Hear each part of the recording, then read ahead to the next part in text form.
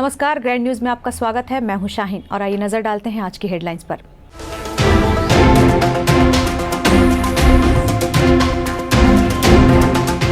इस्पात नगरी में पिछले 36 सालों से सामाजिक और रचनात्मक कार्य कर रही है श्री राम जन्मोत्सव समिति।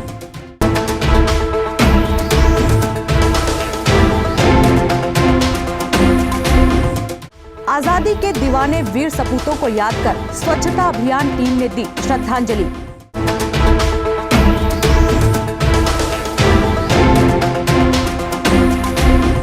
विश्व क्षय दिवस पर जिले में चलाया जा रहा जागरूकता अभियान। टीबी मित्र ऐप डाउनलोड करने की प्रशासन ने की अपील।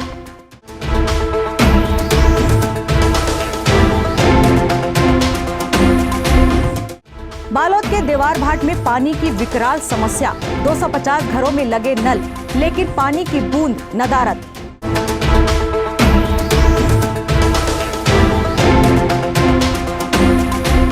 ग्रैंड न्यूज में अब खबरें विस्तार से। भगवान श्री राम मंदिर निर्माण को लेकर चलाए गए आंदोलन के साथ ही इस्पात नगरी में श्री राम जन्मोत्सव समिति का पदार्पण हुआ। पिछले 36 वर्षों से सामाजिक और रचनात्मक कार्यों में अपनी अहम भूमिका निभा रही है श्री राम जन्मोत्सव समिति। अयोध्या में भगवान श्री राम मंदिर निर्माण को लेकर पूरे भारतवर्ष में भगवान राम के भक्तों ने आंदोलन चलाया था। उसी आंदोलन के समय इस्पात नगरी में भी श्री राम जन्मोत्सव समिति का गठन किया गया। श्री राम जन्मोत्सव समिति पिछले 36 सालों से इस्पात नगरी में धार्मिक, सामाजिक और रचनात्मक कार्यों में अपनी विशेष भूमिका निभा रही है। सन 2017 में रामनवमी के दिन इस्पात नगरी के 900 मंदिरों की एक साथ ध्वजा यात्रा निकालकर एक स्थान पर ही फहराने का वर्ल्ड रिकॉर्ड भी अपने नाम किया। राम जन्मोत्सव समिति एक ऐसी संस्था है जो निरंतर 36 वर्षों से अपने धार्मिक चीज़ों को लेकर और लोगों को धर्म से जोड़ने के उद्देश्य को लेकर निरंतर 36 वर्षों से काम करते आ रही है। और राम मंदिर आंदोलन से इस समिति का उदय हुआ था और निरंतर इसमें काम लगातार हम धार्मिक सरोकार को बढ़ाने का काम पूरे भिलाई क्षेत्र और दुर्ग जिले में करते हुए आ रहे हैं। 2017 में इस समिति का विस्तार हुआ और इस समिति ने जबकि एक वर्ल्ड रिकॉर्ड बनाया था कि 900 से ज़्यादा मंदिरों की ध्वज यात्रा रामनवमी के दिन एक जगह पे सम्मिलित करने का काम समिति द्वारा किया गया था। तो उसके बाद जब हमारी समिति मंदिर समिति तक बन गई, खंड बन गए, प्रखंड बन गया, तो उसका विस्तार हुआ और 2017 से लेके 21 तक अभी हम लोग निरंतर काम करते आ रहे हैं। और सामाजिक दायित्व की बात करें तो चाहे कोरोना का समय हो, चाहे उसके पहले आपका डेंगू जब पूरे भिलाई में था, तो सबसे ज़्यादा ब्लड यूनिट देने वाली समिति राम जन्मोत्सव समिति के कार्यकर्ताओं ने दिया। तो समाज में भी जो गतिविधियां चलती हैं उसमें भी समाज के साथ जुड़कर काम करने का काम रहता है और इसी उद्देश्य को लेकर हमने इस समिति का गठन किया। और युवा विंग निश्चित तौर पर युवाओं को मैं हमेशा मानता हूँ परिवर्तन का केंद्र होते हैं और ये परिवर्तन और निरंतर रचनात्मक काम करें, इस दिशा में हम लोग काम करेंगे। उसको लेके इस समिति का गठन है और युवा विंग का गठन है। श्री राम जन्मोत्सव समिति वर्तमान में प्रखंड स्तर कार्य कर रही है। कोरोना काल को देखते हुए शासन की गाइडलाइन के तहत ही श्री राम जन्मोत्सव समिति रामनवमी का महापर्व मनाएगी। कैमरा पर्सन अतुल शर्मा के साथ संतोष तिवारी की रिपोर्ट। भिलाई नगर के स्वयं सेवकों की स्वच्छता अभियान टीम ने शहीद दिवस के अवसर पर महापुरुषों एवं नारायणपुर हमले में शहीद जवानों को याद कर उन्हें भावभीनी श्रद्धांजलि अर्पित की। स्वच्छता अभियान टीम भिलाई नगर के स्वयं सेवकों द्वारा भारत भूमि को अंग्रेजों के चंगुल से आज़ादी दिलाने में अपनी महत्वपूर्ण भूमिका निभाने वाले वीर सपूत शहीद भगत सिंह, वीर सुखदेव राजगुरु ने अपने प्राणों की आहुति दी। ऐसे बलिदानी महापुरुषों को सादर श्रद्धा सुमन अर्पित कर सोशल डिस्टेंसिंग का पालन करते हुए उन्हें सादर नमन किया गया। पर्यावरण प्रेमी बालूराम वर्मा एवं शिक्षक खिलेंद्र साहू ने बताया कि आज से लगभग 90 वर्ष पूर्व माँ भारती के वीर सपूतों ने 23 मार्च 1931 को फांसी के फंदे में हंसते हंसते माँ भारती के लिए बलिदान हो गए। फांसी की बात सुनते ही देशवासियों में इतना आक्रोश था कि वह अंग्रेज के जेल को आग लगा देना चाहते थे। अंग्रेजों में इतना डर व्याप्त था कि 24 मार्च को होने वाली फांसी को एक दिन पूर्व 23 मार्च को ही फांसी दे दी गई। ऐसे वीर सपूतों को आज स्वच्छता अभियान टीम भिलाई नगर द्वारा याद करते हुए उन्हें सादर कैंडल मार्च के माध्यम से श्रद्धांजलि अर्पित की गई। छत्रपाल साहू ने कहा कि हमारे आगामी युवा पीढ़ियों को इन महापुरुषों द्वारा बताए हुए मार्गों पर सदैव चलना चाहिए और इनके बलिदानों को सदैव हर जयंती एवं पुण्यतिथि पर याद किया जाना चाहिए, जिससे बच्चों में देशभक्ति की भावना जागृत हो। साथ ही साथ नारायणपुर ब्लास्ट में 5 शहीद जवानों की शहादत को लेकर स्वच्छता टीम के स्वयं सेवकों ने सादर उन्हें भी श्रद्धांजलि अर्पित की। 24 मार्च विश्व क्षय दिवस के अवसर पर टीबी रोग के बचाव के लिए स्वास्थ्य विभाग द्वारा दुर्ग में व्यापक अभियान चलाया गया और आम जनता को जन जागरण के माध्यम से टीबी के प्रति जागरूक किया गया। विश्व क्षय रोग दिवस के अवसर पर जन जागरूकता के लिए प्रदेश भर में बुधवार को अनेक कार्यक्रम चलाए गए। इसी तारतम्य में दुर्ग में भी स्वास्थ्य विभाग द्वारा लोगों को टीबी के प्रति जागरूक करने के लिए अभियान चलाया गया। अभियान के तहत स्वास्थ्यकर्ताओं ने लोगों के हाथों में स्टिकर लगाया तथा चौक चौराहों पर जाकर मास्क का वितरण भी किया। साथ ही लोगों को मोबाइल पर टीबी मित्र ऐप डाउनलोड करने की अपील की गई। दुर्ग जिले के क्षय रोग प्रभारी डॉक्टर अनिल कुमार शुक्ला ने बताया कि टीबी एक संक्रामक रोग है और समय पर इसका उपचार कराना जरूरी है। उन्होंने बताया कि जिले भर में एनजीओ के सहयोग से टीबी के रोगियों की पहचान और उसके उपचार के लिए लगातार कार्य किए जा रहे हैं। साथ ही इसके प्रति लोगों को जागरूक भी किया जा रहा है। इस अवसर पर एक जन जागरूकता रथ भी रवाना किया गया है। 6 दिवस के उपलक्ष्य में हम लोगों ने को राज्य से जो हमारे उच्च अधिकारी हैं उनके द्वारा द क्लॉक इज टिकलिंग, जो कि गवर्नमेंट ऑफ इंडिया दिल्ली से उनको निर्देशित था, उसी की थीम में हमने जो है विश्व क्षय दिवस मनाने का अपना संकल्प लिया था, जो कि हमारे यहाँ 2 जिले में 2020 से हमने चालू कर दिया है। इसके पहले हमने प्रेस वार्ता किया था टीबी के बारे में, लोगों को जागरूक करने के लिए क्या क्या हम योजनाएँ बना रहे हैं। और मुझे ये पूरा विश्वास है कि आज हमारे ज़िले में जितने भी ब्लॉक हैं, तीनों ब्लॉक में, इवन अर्बन क्षेत्र में, सब जगह जितने भी हमारे स्टाफ हैं टीबी के, वो बढ़ चढ़ करके हिस्सा ले रहे हैं। जहाँ जहाँ पे मेडिकल ऑफिसर हैं, जितने भी अपने हेल्थ वर्कर हैं, सब मिल कर के जो है कहीं ना कहीं कुछ कंपटीशन करा रहे हैं। रैली हमारा निकालने का था पहले, लेकिन चूँकि कोविड के केस बढ़ रहे हैं हमारे ज़िले में, तो उनकी गाइडलाइन को फॉलो करते हुए हमने उसमें, चूँकि हमारे कलेक्टर महोदय ने उसके लिए प्रतिबंध लगाया, तो इसलिए हम रैली नहीं निकाले, लेकिन हम एकत्रित हुए अपने डीटीसी सेंटर में और यहाँ पे जितने भी थे उसके नारे लेखन प्लस साथ में जो हमारे टीबी का जो रथ है प्रचार प्रसार का, उसको हमने कल हरी झंडी दिखाई। तो वो 2 दिन रथ भी हर जगह पूरे शहर में घूम रहा है, ताकि लोग जितना इससे जन जागरूक होंगे तो इससे उनको इसके बारे में जानकारी मिलेगी, वो अपने नज़दीकी स्वास्थ्य केंद्र में आकर के अपना जांच कराएंगे। और मैं ये बताना चाहूँगा कि क्योंकि टीबी में क्या है, जो लक्षण है वो सभी को मालूम है कि खांसी आती है, बुखार आती है, लेकिन वो सही समय पे सही जगह ट्रीटमेंट नहीं ले पाते हैं। एक सामान्य व्यक्ति को जो कि संक्रमित है टीबी से, उसको सही जगह ट्रीटमेंट लेने में, सही जगह पहुंचने में, स्टार्ट करने में कम से कम 50 से 55 दिन लग जाते हैं। तो ये कहीं ना कहीं जागरूकता का अभाव है। इस वजह से हमने ये संकल्प लिया है कि हम जल्द से जल्द 2023 तक अपने ज़िले को, अपने प्रदेश को टीबी मुक्त करेंगे। फिलहाल स्वास्थ्य विभाग ने लक्ष्य रखा है कि 2023 तक जिले को टीबी मुक्त बनाना है। इसी तारतम्य में अभियान चलाकर लोगों को टीबी के प्रति जागरूक किया जा रहा है। ग्रैंड न्यूज़ के लिए दुर्ग से वीना दुबे की रिपोर्ट। बालोद नगर के अंतर्गत ग्राम देवरभाट में पेयजल की समस्या मार्च माह से ही शुरू हो गई है। यहां पर 250 घरों में नल कनेक्शन तो लगे हुए हैं, लेकिन ग्रामीणों को बाहर से पानी लाना पड़ रहा है।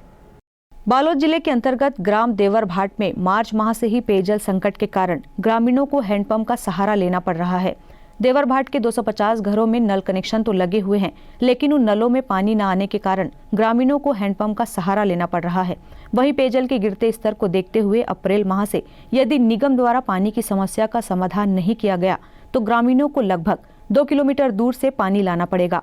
गांव के सरपंच की माने तो पेयजल की समस्या को लेकर प्रशासन में कई बार आवेदन दिया जा चुका है, लेकिन समस्या हल होने का नाम नहीं ले रही है। मेरा कहना है कि ग्राम पंचायत की ओर से हर संभव प्रयास किया जा रहा है और जो भी प्रस्ताव है उसको मैं अपने उच्च अधिकारी तक पहुंचाने का काम कर रही हूं और हर संभव जो पेयजल की समस्या है उसको निराकरण करने के लिए प्रयासरत हूं। संस्था डोनेट थोड़ा सा ने जरूरतमंद बच्चों की होली को यादगार बनाने, उनको रंग, पिचकारी और खाने के सामान देकर उनकी होली को और खुशनुमा बना दिया, जिससे बच्चों के चेहरे खुशी से खिल उठे। कहावत है कि दूसरों की मदद करना ही सेवा है। डोनेट थोड़ा सा और ल्यासा ग्रुप ने जरूरतमंद बच्चों की मदद करते हुए अपना एक कदम खुशियों की होली मनाते हुए बढ़ाया। बच्चों को सैनिटाइजिंग किट, मास्क, स्टेशनरी, नमकीन व मीठा उपहार दिया गया और साथ ही खाना खिलाकर उनके साथ मिलकर उनको खुशी देने की कोशिश की गई। बच्चों को पूर्णतः ध्यानपूर्वक रखा गया, बराबर दूरी और मास्क के साथ रखा गया। कोविड-19 के कारण सभी ने मास्क का इस्तेमाल किया, साथ ही सभी को मास्क वितरित भी किया गया। सभी ने यही प्रार्थना की कि ये महामारी विश्व से जल्द दूर हो जाए। संस्था के अध्यक्ष अभिजीत पारक ने बताया कि ये टीम ने 30 बच्चों को खुशी देने की शुरुआत की थी। आज उनकी संख्या 250 से 300 तक पहुंच गई है और ये सभी जरूरतमंद बच्चे हैं। कोरोना के कारण इस वर्ष बच्चों को 4 से 5 हिस्सों में बुलाकर खाना, स्टेशनरी, मिठाई आदि वितरित किया गया। दूरी और मास्क को ध्यान में रखते हुए सामान भी वितरित किया गया। सभी बच्चों को मनोरंजन के साथ पुलिस आरक्षक स्मिता तांडी ने बच्चों को गुड टच, बैड टच की जानकारी दी। इस कार्यक्रम में वह संस्था द्वारा विभिन्न क्षेत्रों में उत्कृष्ट कार्य करने वाली 8 महिलाओं को भी सम्मानित किया गया। मकसद ये था कि वो ज़रूरतमंद बच्चे हैं, उनको भी होली बनाने का अवसर मिलना चाहिए। जिस तरह अपन सब बनाते हैं होली, हम भी अपनी ओर से, हमारी जो NGO है उसकी ओर से कोशिश की है कि उन बच्चों को भी मतलब ये गुब्बारे, पिचकारी, मिठाई ये सब उनको दिया जाए और वो भी होली के दिन होली खेले। हमने अभी जैसे कि हाल ही में 8 तारीख जो वुमेंस डे के नाम से फेमस रहता है 8 मार्च को, तो हमने वहाँ पे कुछ महिलाओं को बुला करके उनका सम्मान किया। वक्त है एक ब्रेक का, आप देखते रहिए grand news.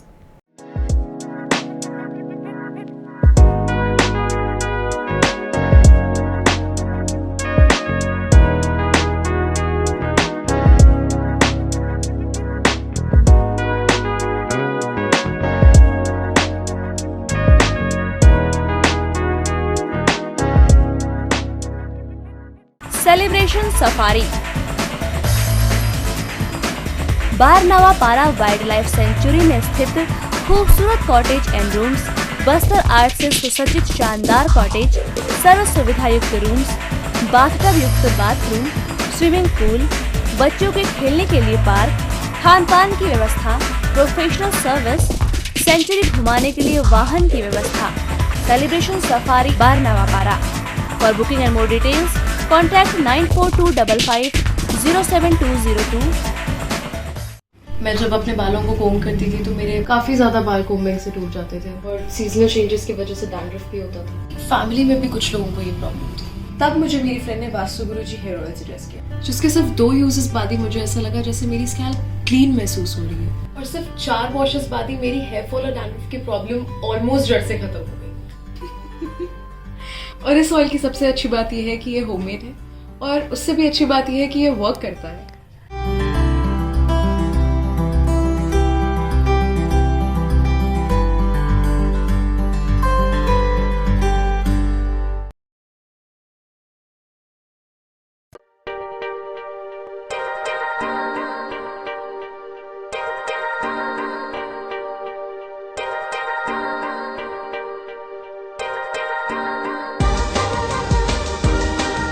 Relationships are forever.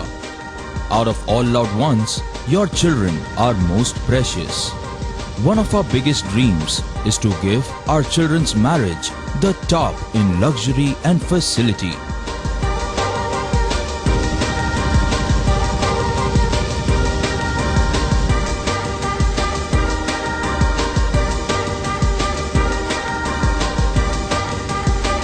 In today's busy life, you cannot afford to take time out for everything to be perfect for your marriage. And you cannot compromise on quality of service for your guests. Our customized marriage packages are made just according to your wish. This presentation will acquaint you with the different luxury packed marriage packages available. This package has an elaborate menu with 60 mouth-watering items. Bharat Swagat including welcome drink, snacks and sweets. A breathtakingly decorated welcome gate and the arena decorated with flowers. To give you the best colors in view, we organize special light effects for all areas. We take care of decorating the groom's car to its best attire and exclusive DJ beats for extreme fun and valet parking to make your guests feel like an emperor. Our exclusive add-ons give you unlimited freedom to customize your ceremony to its best.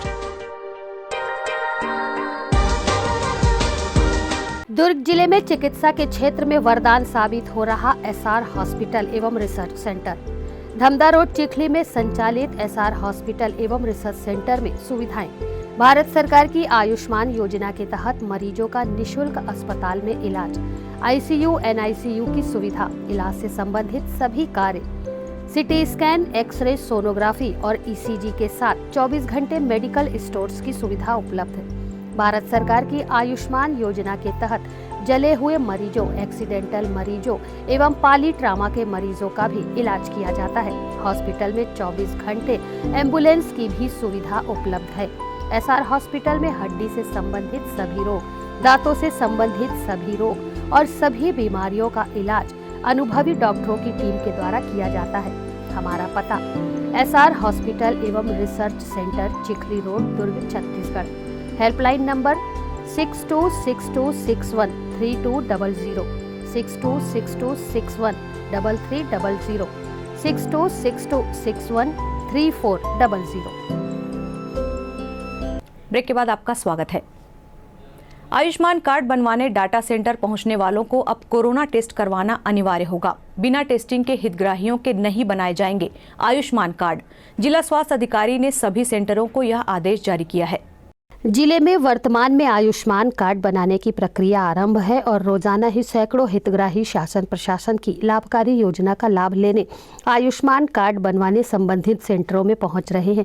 इसी के तहत दुर्ग के data centre में भी Ayushman card बनवाने हितग्राही बड़ी संख्या में पहुंचे और एक साथ भीड़ इकट्ठी होने पर कोरोना संक्रमण का खतरा भी बढ़ रहा है, जिसे देखते हुए जिला स्वास्थ्य अधिकारी गंभीर सिंह ठाकुर ने आयुष्मान कार्ड बनाए जाने वाले सेंटरों में कोरोना टेस्ट करवाने के आदेश जारी किए हैं, जिसके तहत सेंटरों में अब सर्वप्रथम कार्ड बनवाने पहुंचने वाले हितग्राहियों का कोरोना टेस्ट किया जा रहा है, तभी कार्ड बनाने की प्रक्रिया आरंभ की जा रही है।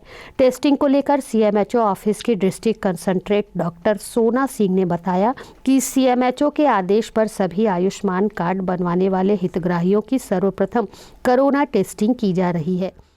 ये डेटा सेंटर पे सीएमएचओ ऑफिस कार्यालय मुख्य चिकित्सा स्वास्थ्य अधिकारी डॉक्टर गंभीर सिंह ठाकुर जो हमारे सीएमएचओ हैं उनके द्वारा करवाया जा रहा है।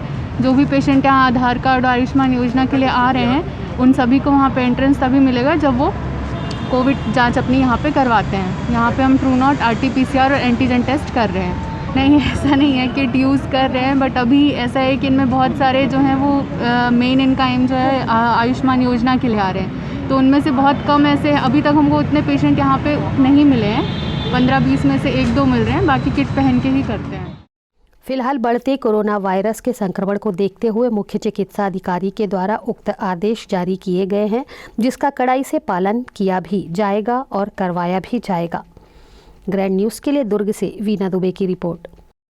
Life insurance federation of India के बैनर तले अपनी मांगों को लेकर LIC एजेंटों ने विरोध प्रकट करते हुए धरना प्रदर्शन कर केंद्र सरकार को जमकर कोसा। भिलाई नेहरू नगर के CAB शाखा के बाहर नारेबाजी कर रहे ये सभी भिलाई दुर्ग के LIC एजेंट हैं, जो निजीकरण का विरोध करते हुए नारेबाजी कर रहे हैं। यह एजेंट उस बात से खफा है कि सरकार की नई नीति से उनकी रोजी रोटी भी छिन जाएगी। LIC को प्राइवेट हाथों में देने के साथ एजेंट नीति भी खत्म हो जाएगी, जिससे एजेंट के साथ आम जनता को भी खासी दिक्कत उठानी पड़ेगी। केंद्र की मोदी सरकार लाभ देने वाली LIC संस्था को प्राइवेट हाथों में क्यों बेचना चाह रही है, यह समझ से परे है। पर कुछ दिन पूर्व LIC के अधिकारी कर्मचारियों ने भी प्रदर्शन कर अपना विरोध जताया था और बुधवार को LIC के एजेंटों ने भी प्रदर्शन कर मीडिया के समक्ष अपनी बातें रखी। बिलोंग करता हूँ, लगभग मैं 30 साल से यहाँ काम कर रहा हूँ। पहले की स्थिति बहुत अच्छा था, धीरे धीरे हमारी जो LIC है ये बहुत बड़ी कंपनी है, जो जिसका जैसे पाकिस्तान का जो मैशियत है उससे ज़्यादा हमारी परिसंपत्ति है। जैसे कि हमारा 37 लाख पूंजी हमारे पास है, करोड़। इसके बावजूद जैसा कोई भी जैसा बैंक हुआ, जैसा अभी आप सभी को पता होगा IDBI बैंक को हमने उसको बचाया है, तो देश के तमाम कार्यों का संपादन करने हेतु तो हमारे कंपनी समय समय पर काम आता है। और इतनी बड़ी कंपनी को आज आज ऐसा हमारे भारत सरकार ने ऐसा साजिश रच रहा है हमारे विरोध में, जैसे इसमें FDI ला रहे हैं, डायरेक्ट मार्केटिंग कर रहे हैं, जो हमारे मार्केटिंग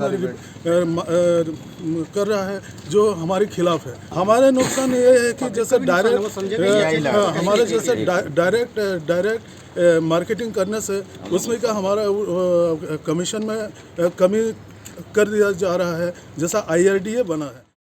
सरकार चाह रही है और LIC भी ऐसा कर रही है कि डायरेक्ट मार्केटिंग करके ग्राहकों का और हम अभिकर्ताओं का हक छीन रही है। आज LIC में जो इतनी विश्वसनीयता है उसका पूरा दारोमदार हम अभिकर्ताओं के ऊपर है, क्योंकि हम पर्सनली जाकर लोगों से मिलते हैं और हमारे विश्वास पे काम आगे चलता है। बट आज के समय में जब सब कुछ डिजिटलाइजेशन हो रहा है, ऐसी हालत में सभी चाह रहे हैं कि बीच से हमको हटा दिया जाए, और हटाने के बाद में हमारा एक तरह से शोषण किया जा रहा है, और इससे हम लोगों का भविष्य तो संकट है ही, लेकिन जो हमारे ग्राहक लोग भी जुड़े हैं LIC से, क्या उनको वो सेवाएं मिल सकेगी हमारे जाने के बाद? अगर ये डायरेक्ट बिजनेस करते हैं तो एक तरह से ग्राहकों के साथ और हमारे साथ दोनों के साथ गलत व्यवहार किया जा रहा है। नगर निगम दुर्ग के आयुक्त हरेश मंडावी ने बुधवार की अलसुबह शहर के अनेकों स्थानों का भ्रमण कर सार्वजनिक स्थानों जैसे पार्क, होटल और बाजारों का निरीक्षण किया। इस दौरान लापरवाही करने वाले कई लोगों पर जुर्माने की कार्रवाई की गई। वहीं रविशंकर स्टेडियम के भीतर प्रैक्टिस कर रहे खिलाड़ियों को भी मास्क लगाने के आदेश दिए। कोरोना के बढ़ते संक्रमण को देखते हुए प्रशासन एक बार फिर अलर्ट हो गया है और बढ़ते कोरोना के मरीजों की संख्या को देखते हुए लापरवाही बरतने वालों पर कार्यवाही भी की जा रही है। इसी तारतम्य में दुर्ग नगर निगम के आयुक्त हरेश मंडावी ने बुधवार की अलसुबह शहर के सार्वजनिक स्थानों का निरीक्षण किया और लापरवाही बरतने वाले समस्त दुकानदारों को चेतावनी भी दी। कई लोगों से जुर्माना वसूला और कान पकड़कर उठक बैठक करवाने के साथ साथ ही स्टेडियम के भीतर प्रैक्टिस कर रहे समस्त खिलाड़ियों को सावधानी बरतने और मास्क का अनिवार्य रूप से उपयोग करने की सलाह दी। कोरोना के बढ़ते संक्रमण को देखते हुए निगम द्वारा की जा रही कार्यवाही को लेकर दुर्ग नगर निगम के आयुक्त हरेश मंडावी ने बताया कि सभी को प्रशासनिक आदेशों का पालन अनिवार्य रूप से करना होगा। ऐसा नहीं करने वालों पर अब जुर्माने की कार्यवाही के साथ साथ FIR दर्ज करने के आदेश भी जारी किए गए हैं। कोरोना का संक्रमण जो है वो लगातार बढ़ते जा रहा है। दुर्ग में कल 690 केस आए हुए हैं। इस स्थिति को देखते हुए सभी व्यापारी वर्ग से भी मेरी अपील पहले भी की हुई है और अभी भी मैं कर रहा हूँ कि इसमें सावधानी बरतना आवश्यक है। मास्क लगाना अनिवार्य है और सोशल डिस्टेंस का पालन अनिवार्य है, और इसमें जो नहीं मान रहा है उसमें हम कड़ी से कड़ी कार्रवाई कर रहे हैं। आज भी सुबह 6 बजे से घूमकर विभिन्न जो जहाँ इस प्रकार के रश एरिया रहते हैं, खास करके सुबह सुबह जो नाना नानी पार्क के सामने में बहुत सारे लोग एक्सरसाइज कर रहे थे और कुछ बैठे हुए थे, कुछ पांठे में बैठे थे, कुछ पोहा दुकानों में बैठे हुए थे और कुछ होटलों में, छोटे छोटे होटल में बैठे हुए थे, बिना मास्क के जो थे उनके ऊपर बहुत कड़ी कार्रवाई की गई है। और इसमें काफ़ी जुर्माना भी अभी आज एक होटल के ऊपर 5,000 रुपये जुर्माना भी वसूला गया है। तो क्लियर मकसद ये है कि हम कड़ी से कड़ी कार्रवाई करेंगे। अभी टीम को अलग अलग वार्डों में घुमा भी रहे हैं, अभी हम मार्केट में भी घुमा रहे हैं, और हम अभी यदि इसमें भी नहीं मानते हैं तो हम आने वाले समय में FIR यदि करना हो तो FIR में करना। होली के त्यौहार के लिए कलेक्टर महोदय का जो निर्देश प्राप्त हुआ है और उनका जो आदेश प्रसारित हुआ है, जिसके तहत जो होली के आयोजन है या मिलन समारोह है वह बिल्कुल प्रतिबंधित किया गया है। और इसी तारतम्य में हमारी टीम भी निकली है। अभी 1-2 होटलों में मिलन समारोह एक होने वाला था, उसको हमने पहले से ही उनको इंटीमेट करके हमने उसको रोकवा दिया है। तो होली के लिए जो भी निर्देश जारी किए गए हैं उस निर्देशों का पूरा कड़ाई से पालन कराने के लिए अपनी टीम बन भी चुकी है और इस कड़ाई से पालन कराएगी।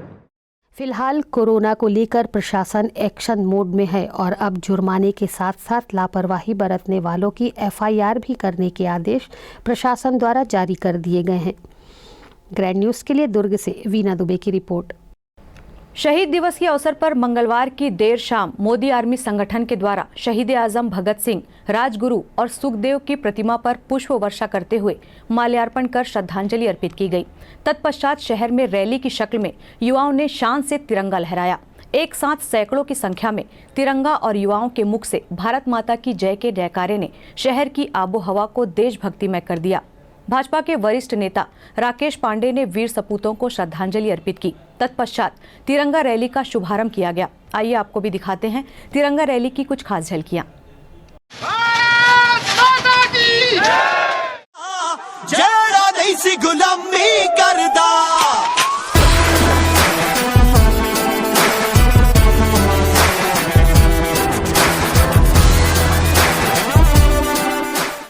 भतीजे के साथ मिलकर युवती का अवैध गर्भपात करवाने वाले 3 माह से फरार आरोपी चाचा को उतई पुलिस ने बुधवार को धारा 376, 313, 506, 120B और 34 के तहत गिरफ्तार किया। उतई थाने में 2 जनवरी को पीड़िता ने ग्राम मर्रा निवासी ओम प्रकाश ठाकुर के खिलाफ अपराध पंजीबद्ध कराया था। FIR के तहत ओम प्रकाश ठाकुर पीड़िता के साथ सन 2016 से बलात्कार करते आ रहा है। बीच में गर्भ ठहरने पर 3 अप्रैल सन 2020 में ओम प्रकाश ठाकुर ने अपने चाचा पालेश्वर ठाकुर के साथ मिलकर पीड़िता का अवैध गर्भपात कराया था। पीड़िता की रिपोर्ट पर उतई पुलिस ने ओम प्रकाश को पहले ही गिरफ्तार कर लिया था। वहीं पालेश्वर, जो कि मर्रा का सरपंच भी है, अपराध पंजीबद्ध के बाद से फरार था।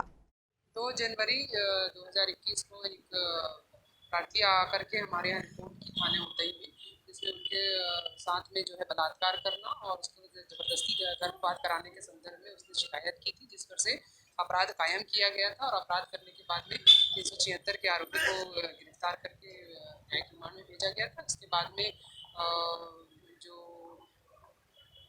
ग्राम मर्रा का सरपंच है, उनकी जो गिरफ्तारी कल आज जो है उसे कर ली गई। अभी इसमें विवेचना जारी है। ग्रेड न्यूज़ की खबरों में फिलहाल इतना ही। अब इजाजत दीजिए। नमस्कार।